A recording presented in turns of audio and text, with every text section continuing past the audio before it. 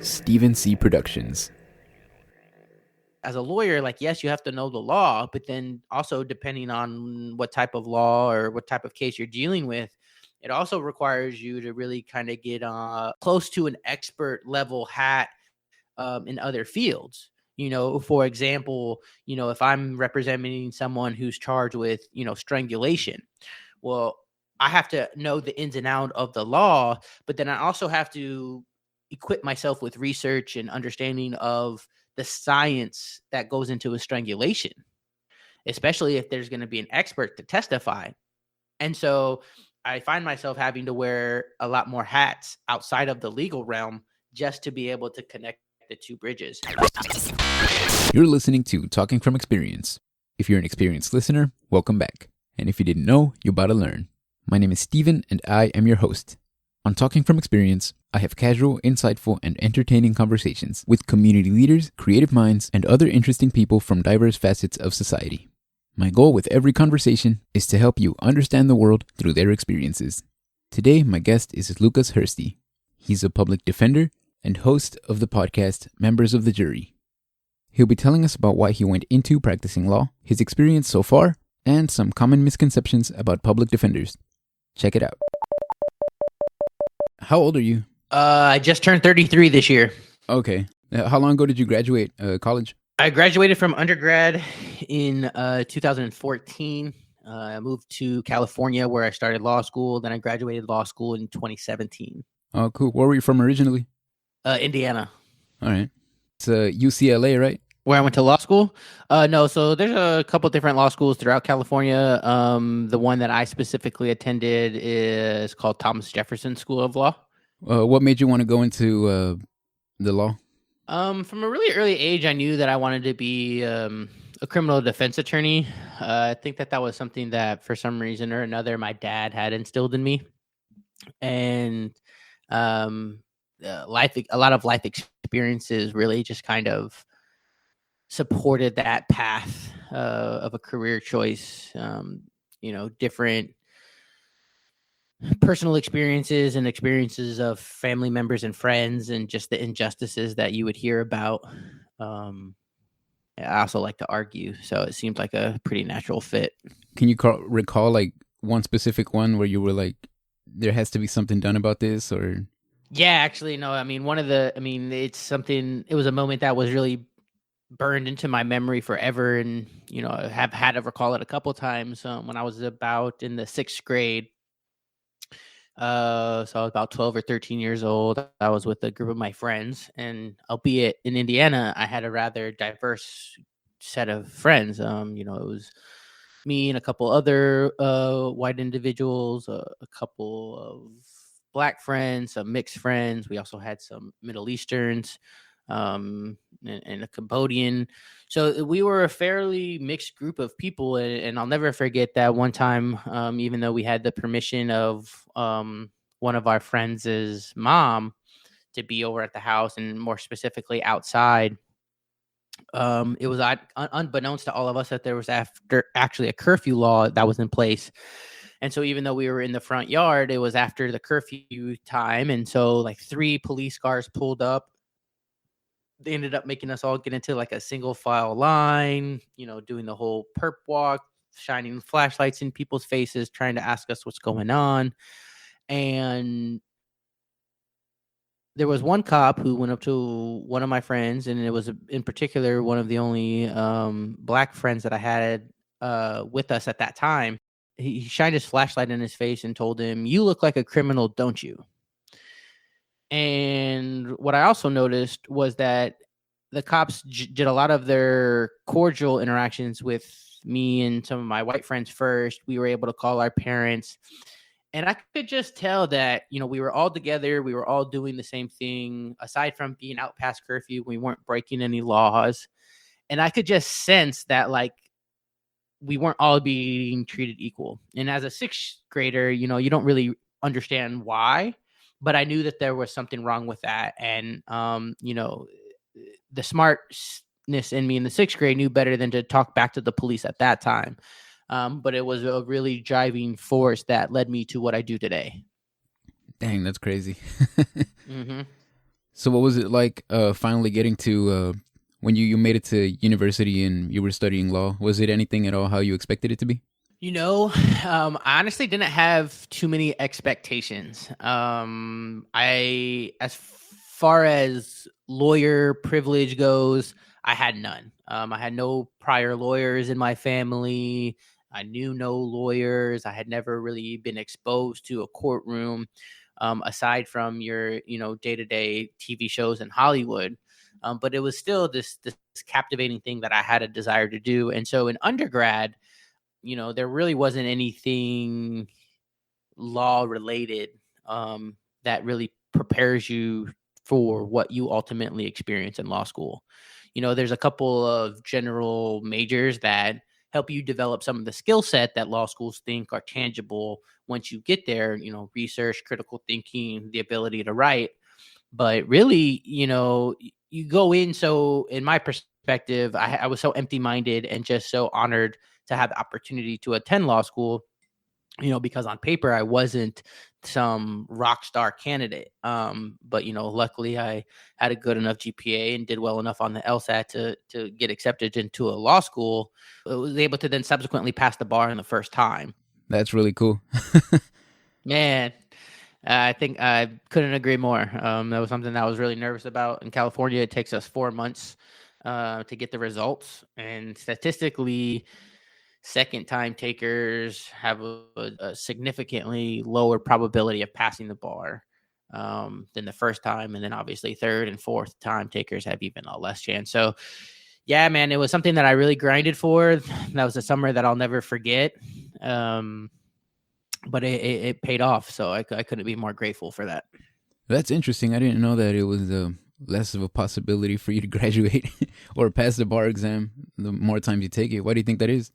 Yeah, so I mean, I think statistically, there's two main factors. It's one, obviously, there's a part of confidence and the subconscious that's going on with regard to just test anxiety, and then two, most law students have it kind of part of their graduation plan where they're building in this 2 months of studying. No work, no real fun activities, as little distractions as possible. And, that's very kind of hard to do, to give yourself kind of 2 months of just singular focus on studying for the exam. And so, what I think is the biggest hurdle is that once people don't pass that first time, they're not in a position to just sit back and take 2 months to study. At this point they have to continue to work. You want to try to still have some ties to a legal field, even if it's not necessarily in a lawyer setting. You want to be a paralegal, an intern, something like that, so that you still have resources should you pass the bar, because you want to get a job. And so I just think that it's the difficult to have that standalone time to study, which is kind of built into most law school students' graduation upon taking the bar for the first time. Yeah, it's crazy. You familiar with the show Better Call Saul? Oh, very much so. Yeah. Yeah, I was watching it yesterday, and there was a scene where it was the. I mean, you've seen the show, right? Yeah. Yeah. Yeah. Yeah, where his brother is they're in court because he's trying to get him disbarred, and there's literally it's lawyers versus lawyers and judges and stuff like that. And I was telling my wife, I was like, just I can't imagine the amount of books and stuff that all those people have consumed altogether, like lawyers and judges, like just the amount of studying. Yeah, absolutely. No, I will say that was one of the things about becoming a lawyer that I just had no realization that was really going to be incorporated in it. Because as a lawyer, like, yes, you have to know the law, but then also depending on what type of law or what type of case you're dealing with, it also requires you to really kind of get a close to an expert level hat in other fields. For example, if I'm representing someone who's charged with, strangulation, well, I have to know the ins and out of the law, but then I also have to equip myself with research and understanding of the science that goes into a strangulation, especially if there's going to be an expert to testify. And so I find myself having to wear a lot more hats outside of the legal realm just to be able to connect the two bridges. So that was the thing that I think that most surprised me of being a lawyer after the fact, thinking that everything was just nestled into kind of one size fits all kind of learning, and that's not the case. And I will say your Better Call Saul reference is something that I actually make a lot, because in addition to taking a state's bar exam, in order to be a lawyer, you also have to pass that state's ethical exam, which is called the MPRE.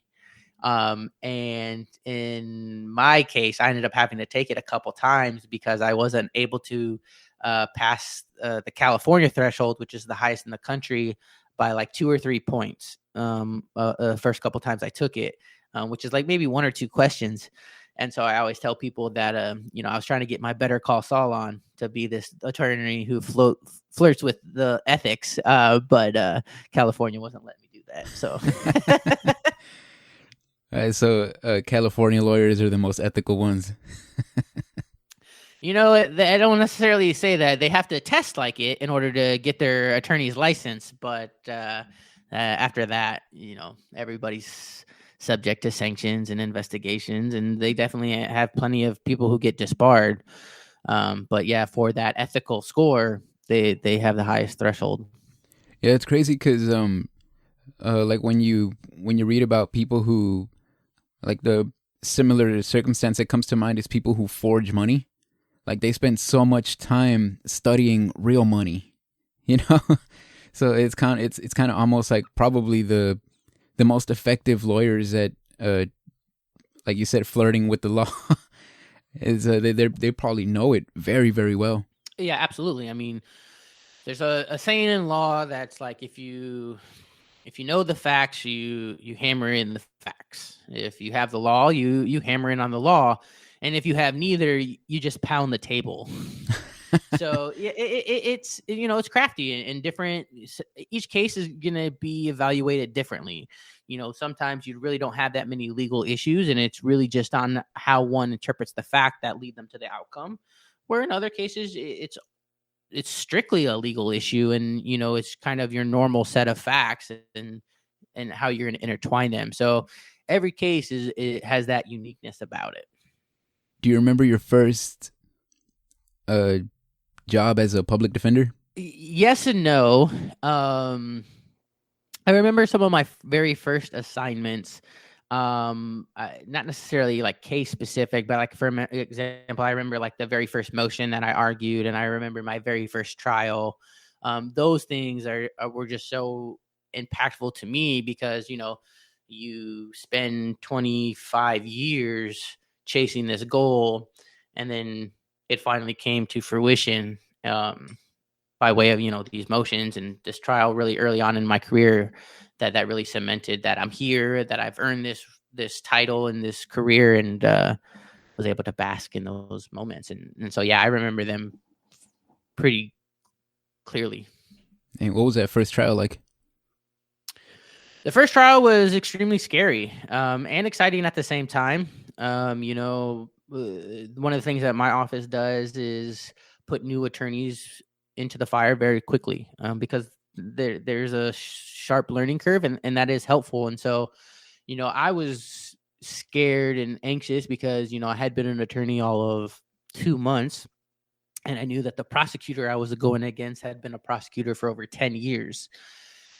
And my client was charged with domestic violence, which just has a certain stereotype that is hard to overcome.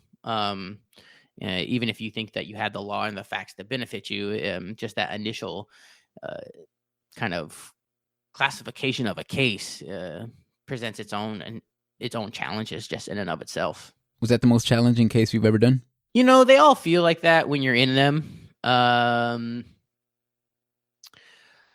there's various ways to feel the challenge. It's like you could feel that a case is really challenging because the facts are bad. You could feel that it's really challenging because of the potential consequences that your client is facing. I think the most challenging ones are the ones that factually and legally you feel the best about, because there's that true worry that someone that you perceive and that you believe is an innocent person is now risking a potential wrongful conviction and or even custodial consequences by way of jail or prisons. And so I think it's those cases that are really the most challenging, or the ones that weigh on you the most. And so it just depends. And that one, I could see how he could have potentially been convicted on one of the smaller charges that he was charged with. But I felt really strong about the more gnarly charges. And so, client had a good understanding of what our expectation was. And fortunately for both of us, he ended up walking away with a full acquittal. Absolutely no convictions, which is always the best case scenario. But, that's something that as an attorney, I really pride myself on with my clients, is that they really feel knowledgeable about what's happening and the probability of outcomes. Although, from my position, I actually don't control the outcomes. It's either by the way of the jury and or the judge. But I really like my client to feel that they have as much information and a good sense of what is likely to happen. Kind of prepare for the worst or hope for the best, but prepare for the worst kind of thing. It seems to have been a good general rule for me in practicing criminal law. How important is the outcome of your cases? Like I know it's important, right? The better the outcome for your client, but like as far as everything else, is that the most important thing? No, I mean, for me personally, the most important thing is client satisfaction.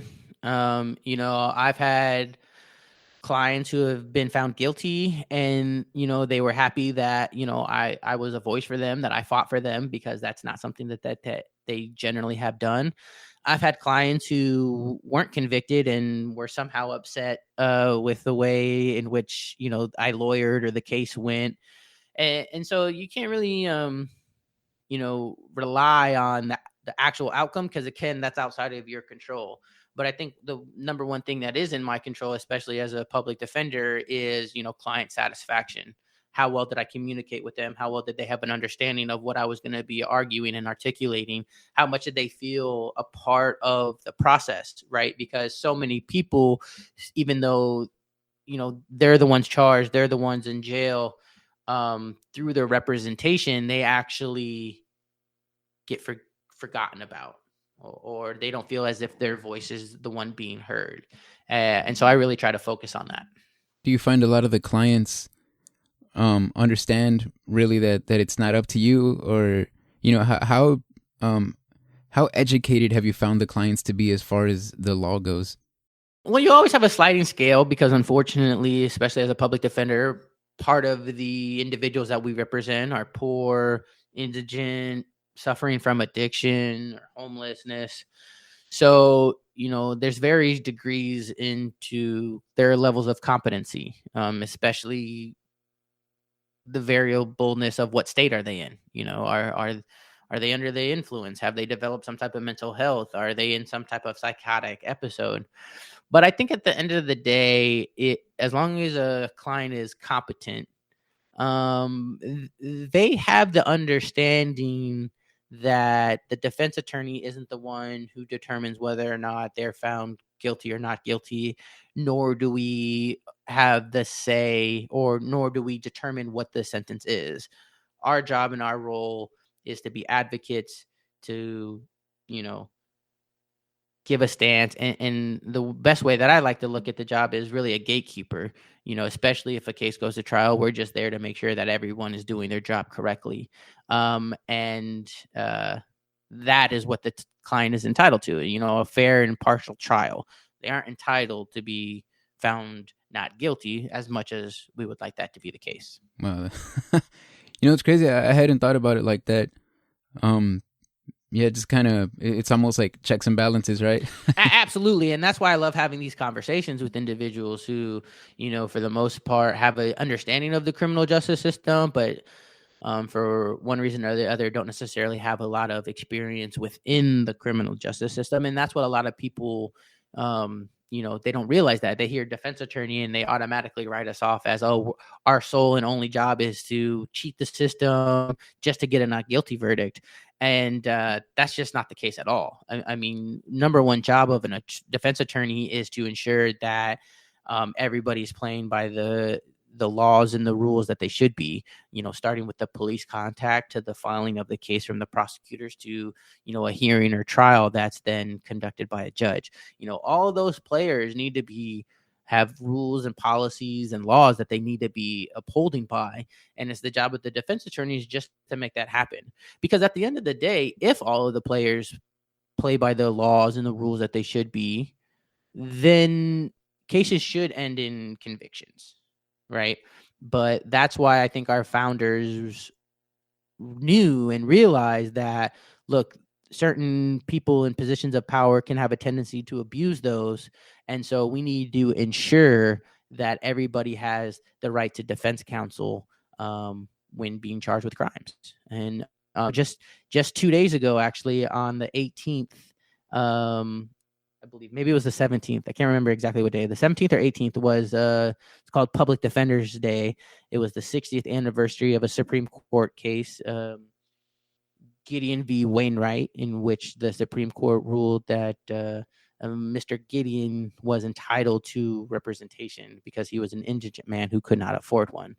And so that's why also public defenders across the country are known as Gideon's armies, because we are the army that is afforded in the Constitution. Wow. And then shortly after that came the Miranda rights.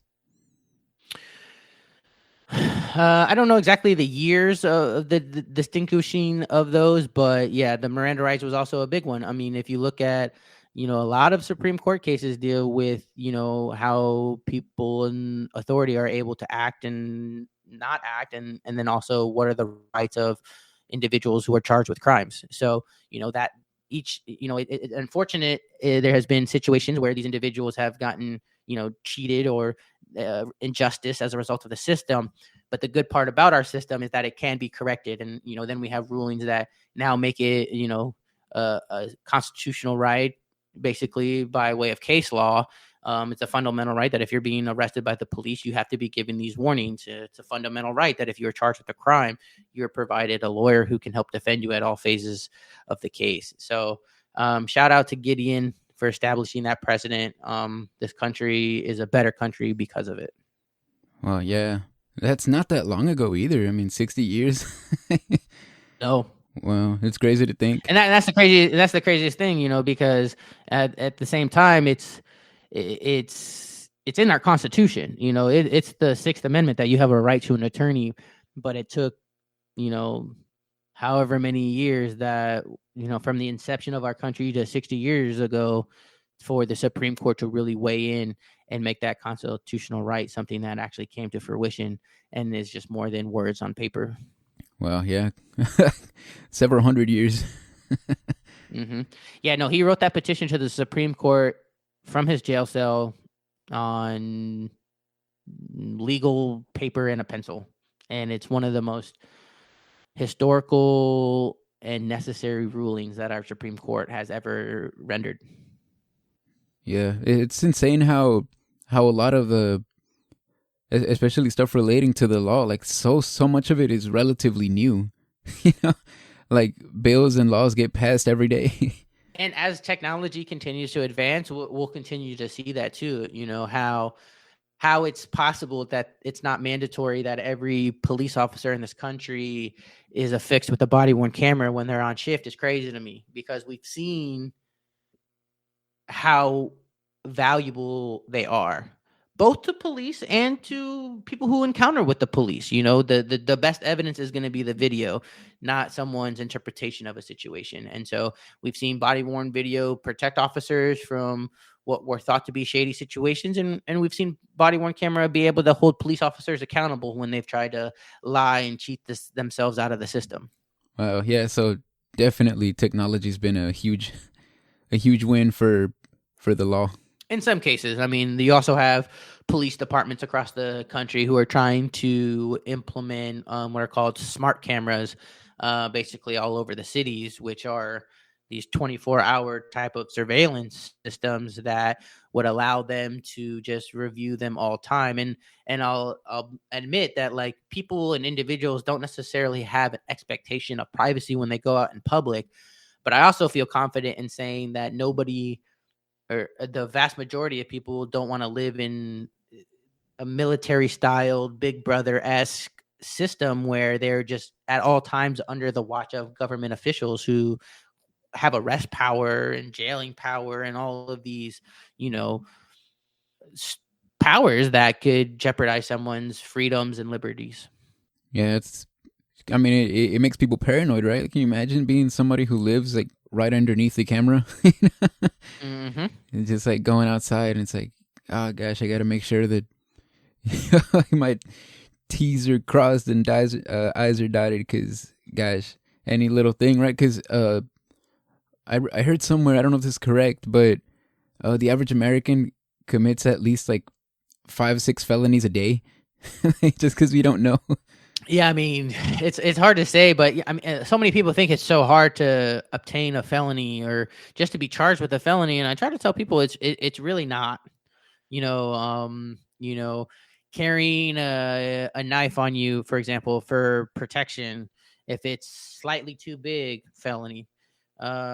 You break someone's cell phone because of the price of the phone nowadays and how they're $1,000, felony. You break something, a vandalism over $400, which is most things. You get mad and you break a TV, felony. So it's really not that hard to. And people say, well, just don't commit any crimes and you don't have to worry about being a felony. And it's just like, again, it's like, it's not, it's easier said than done. And it's a fallacy in this country to act as if people aren't wrongly charged and convicted of crimes. I mean, we have statistical data to support that. And not only do we have the exoneration statistics, but we also have the acquittal statistics, cases that are dismissed statistics. Like there are plenty of people who find themselves within the criminal justice system, in part or as whole, unjustifiably. Wow.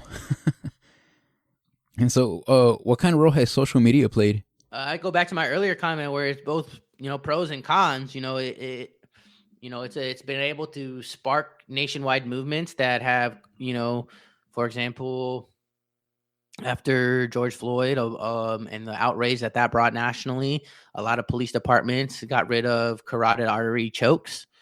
And so that was a big positive about how people can come together to create change with regard to the criminal justice system. But you also see people basically being prosecuted for what they post on social media. I mean, plenty of cases where they tried to use posted rap lyrics as basically an admission to the drug, to a certain offense. Specifically in California, our governor has recently passed a law that says they no longer can do that, because there is this weird crossroad where it's like this person is entitled to artistic expression, but at the same time, they want to make sure that they're not necessarily admitting to horrible and heinous crimes. I mean, just really look at I think social media is a great example of how social media impacts the criminal justice system. Would really just to be look at the R. Kelly case, and how that was an example where a lot of people from a lot of places across the country really got invested. They were really dissecting some of his songs that he had posted on the internet and were able to trace it back to the alleged crimes that he had committed. So, like everything, it's good in moderation, but unfortunately it can be abused in both ways. That's the scary part about social media. It's crazy. People using art, right, to pretty much snitch on themselves. It's so interesting, like how people feel compelled to express that in art. Like now with social media, like one thing can go viral and be seen all around the world. And like you said, it can be positive and negative. You see that too with big trials that go that go on, and people tune in on the internet or on TV, and like people are so invested. Like you want to know the details, and some of it can get pretty gory and or traumatic, and there we are, like glued to the screen, trying to get every detail. What's that like in the courtroom when, someone's called for to give a witness testimony and basically re-experience something traumatic? It can be really tough. And I think that's what makes that can be something that separates a good defense attorney from, a better defense attorney, is understanding how certain victims are going to perceive certain questions and response. You know, that's personally, that's like one of my harder parts. I'm very much the as seen on TV defense attorney. And so there's a certain kind of base level of, I don't want to say aggression, but like adversarialness that I hone in when I do my questionings. And for 90% of my cross examinations, it's beneficial. But there's that 10% where, it's a very sensitive victim, or a young victim, or a young and sensitive victim, where, you really need to be crafty in how you go about asking your questions so that you can get the answers that you need without basically re-traumatizing them, having juries feel more sympathy for them. And so the last time I personally had to do that, I was fortunate enough to have a female intern with me who, because of the somewhat lack of experience she had and the nervousness she had, she was able to really be on the same level as the victim, who was also nervous. And so, but because she kept her questions tight, and we had done a strategy session as to how we were going to ask the questions and what questions we were asked, that was really impactful, because it didn't necessarily take, like, her sympathy wasn't outdone by the attorney. Whereas if, a jury thinks that the attorney is being overly harsh, or aggressive to a sympathetic witness, not only is that going to gain them extra points, but it can also lead the jury to basically diving more, believing more of the victim's story. So it's real crafty and strategic on how you go about examining your witnesses, especially when the alleged conduct is one that would absolutely lead to like a traumatizing situation. Do you ever have difficulty like basically compartmentalizing what you're feeling during the case? Like, do you ever have to fight that bias of like, I think such person is innocent, or I think such person is guilty, but I have to defend them? No, I'm pretty good at compartmentalizing like my personal beliefs from my like duties and obligations as an attorney. Especially now as a dad. Me and my wife recently had our son about 6 months ago, and Congrats. thank you. And where I was thought that I would be unfazed by cases that I had previously seen and heard of, I now, you know, see things somewhat differently. And despite seeing those differently, I still hold true to what would my goal and objective be should I be assigned one of those cases, that now does involve, a young child. Um, you know, so fortunately, I haven't had to cross that bridge yet. That's good. There's other things too. I mean, you definitely have people who just don't like you for whatever reasons. I'd be remiss if I said that there weren't a couple of clients that I've been appointed to who had asked the court to fire me for one reason or the other. I can say that I have successfully never been Marsden. All the requests have been denied. And that's something that I kind of pride myself on, because I have a real big desire to, even if me and the client maybe start off on the wrong foot or somehow end up there and then Marsden me, I really pride myself in staying on that case, doing what I need to potentially rehab the relationship, or at a minimum have it to be, obviously we don't need to maybe be friends after it, but it's not going to impact my ability to represent them, whether or not they like me. I mean, my representation is not contingent on whether or not I like them, nor is it contingent on whether or not they like me. But, unfortunately, I'm a Jewish man, and I've definitely had clients who don't like Jewish people. But at the end of the day, they don't get to choose who hires them when you're assigned a public defender, so they get the Jewish one. And despite the hardship that might be, or the difficulties that may surround the situation, I have no problem in taking the humble road and doing what I need to ensure that they get the representation that I feel that they deserve. Because it's a slippery slope. Like the second you start feeling that there's someone who's unworthy of representation, especially your representation, then you start getting, I think you start getting into really scary territories. So. Well, yeah, I mean, that's when you start, not doing your job correctly. Exactly. Yeah, exactly.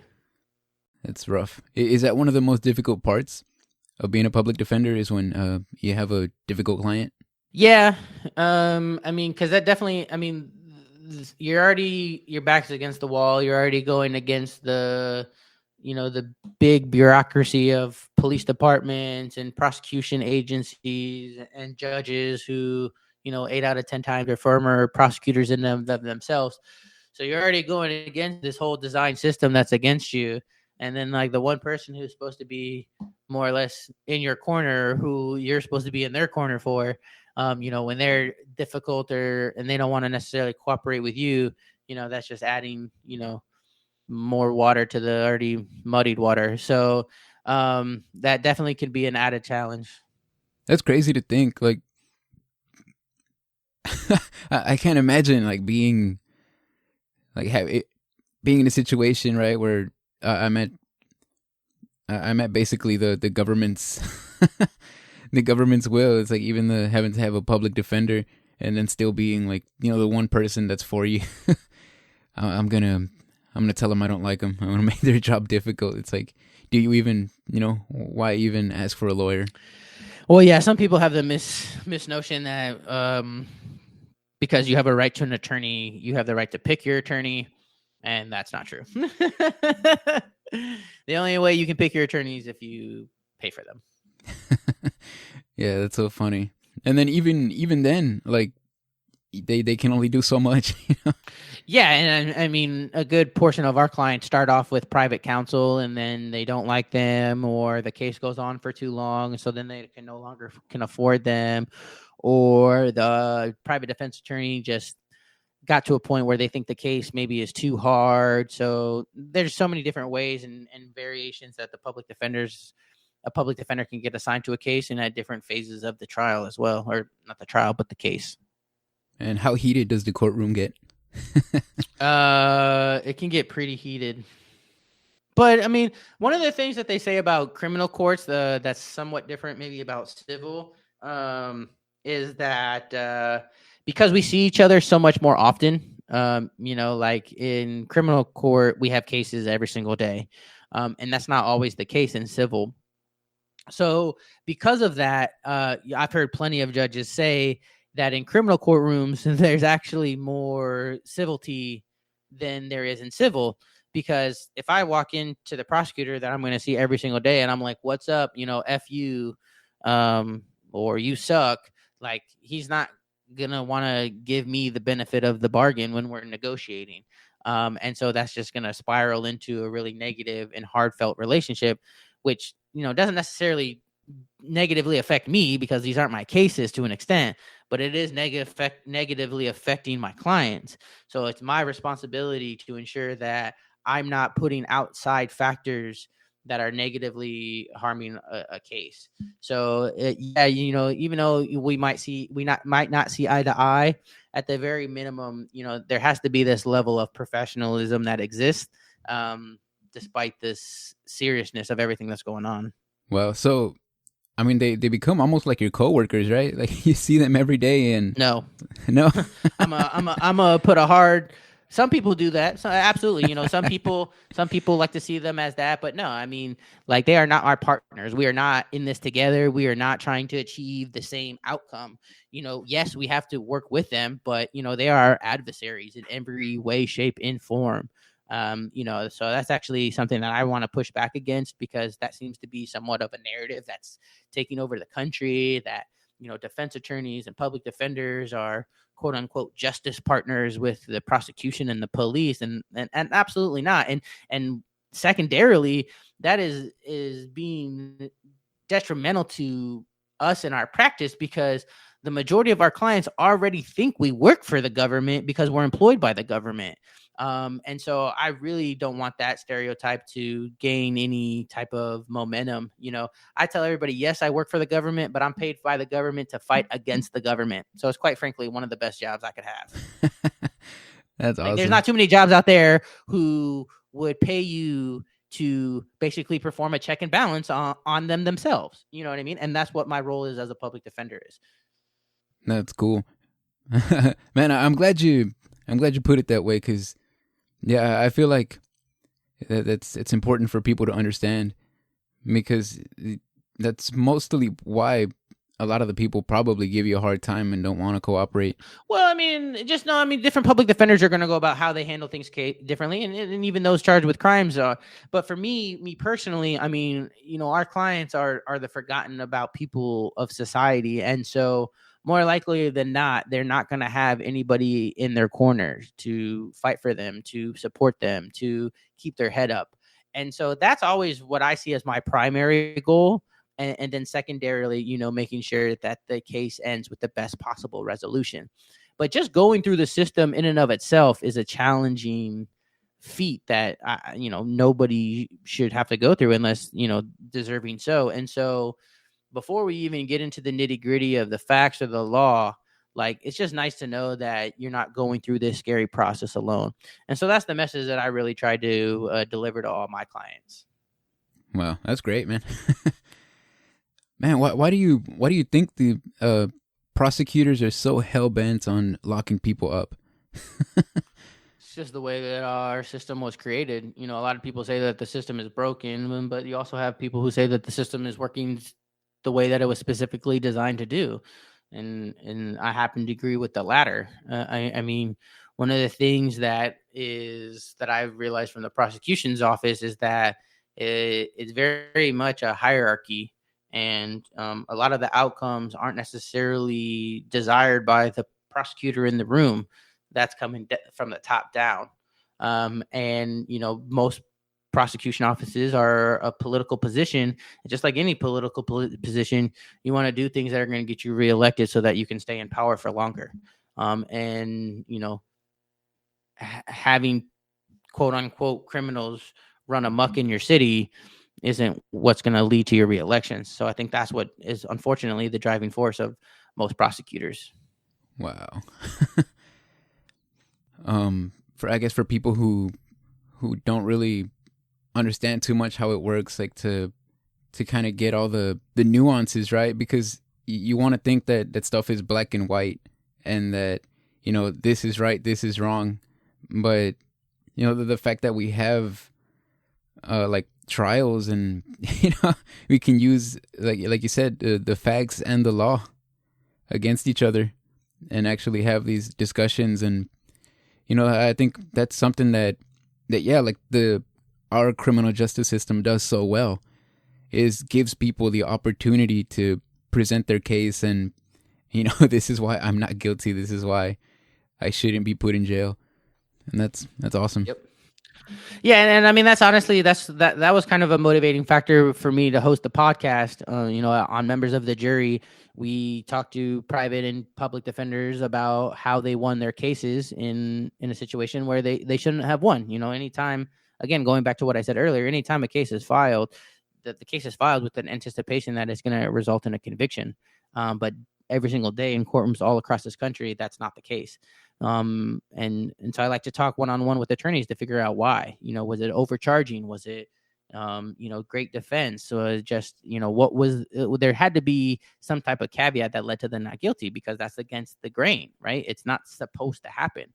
And you hear the craziest stories of over prosecution or unreasonable arguments. And so I'm grateful for that opportunity. It's helped me personally in speaking to these attorneys, because I hear these different trial tips and tricks that I can then incorporate into my own practice. So yeah, man, the the legal realm is a wild, wild one. Yeah, man, I've been listening to your podcast. It's really cool. I've been looking for more like content to consume where it deals with with the law, because I saw Better Call Saul, and I was like, man, like I really love the portions of the show where he's in court. Yeah. Those are my favorite too. And wow, like any movie and stuff like that shows people on trial and stuff like that. It's always been so interesting to me. Yeah, one of the movies that I think best portray the system and kind of defense work is, in a funny way, is My Cousin Vinny. It's such a good like subset of the criminal justice system. You have these out-of-towners, quote unquote, these foreigners, the New Yorkers in Alabama who don't get the benefit of the doubt, who get wound up being arrested. You have, egregious police contact where, it's a shoddy investigation and interrogation led to a faulty admission. The one thing I don't like about that movie is the way that they, as Hollywood mostly does, is portray public defenders as incompetent and inept, which is super funny in that movie too, especially because, the main character is not even like, he's a real lawyer, but he has to lie about his name and do all these unethical things, and yet somehow the takeaway is that the public defender is not the attorney you want on the case. But he just does such an effective cross-examination of all the witnesses in that case, where literally when I teach students on how to do trial advocacy, it's a mandatory that they watch that video or that movie, because he does such a good job truthfully on breaking down witnesses, credibility, testimony, and getting a great outcome for their client. That's great, man. Lucas, thank you so much, man, for taking the time to talk to me. It's been educational. It's been just dope, man. Appreciate you coming on. Thanks so much for having me, Steven. I've really enjoyed it. All right. Thank you. No problem. Take care. Mm-hmm. And there you have it. If you want to hear more from Lucas and learn more about the law, check out his podcast, Members of the Jury. Link is in the description. If you enjoy listening to Talking from Experience, please show your support on social media. The show is on Instagram and Facebook. If you'd like to help me grow the show, please take some time to leave an honest rating and review in your favorite podcast player. And if you'd like to take it a step further, please feel free to share the show with anyone you think might enjoy the show as much as you do. That is still the best way to grow the show, because actions speak louder than words, and talk is cheap. Bye-bye.